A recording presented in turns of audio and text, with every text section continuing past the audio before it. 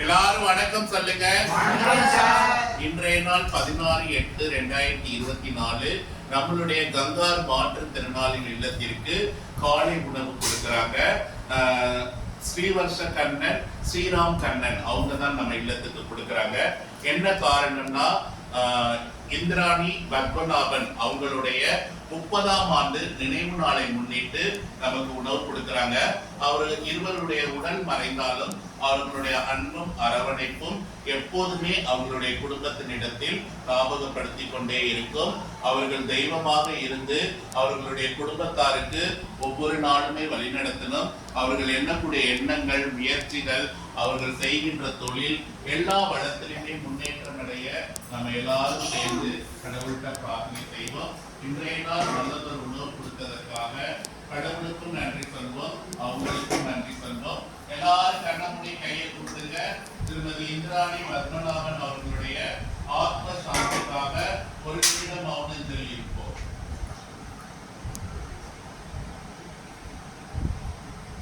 அன்பே தெய்வமே, இன்றைய நாளே நினைவு நாள் காணும் பத்மநாபன் இந்திராணி அவர்களே ஆத்ம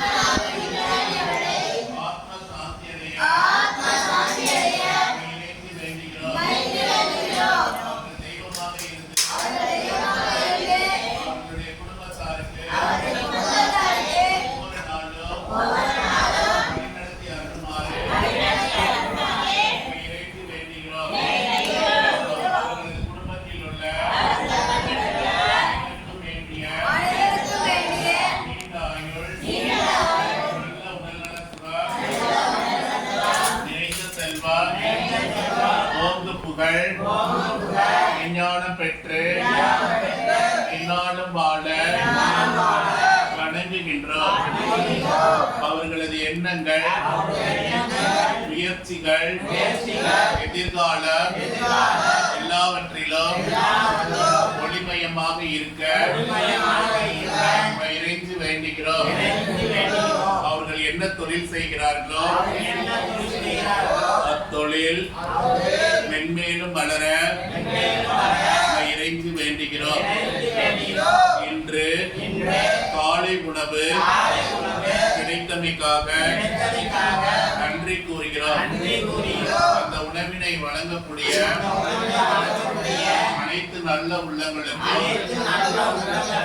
நன்றி கூறுகிறோம். இனிவரும் காலங்கள் அவர்களது வாழ்க்கைக்கு மகிழ்ச்சி ஒளியை கொடுக்க இறைத்து வேண்டுகிறோம். அப்படியே ஆகட்டும். நன்றி. போட்டோ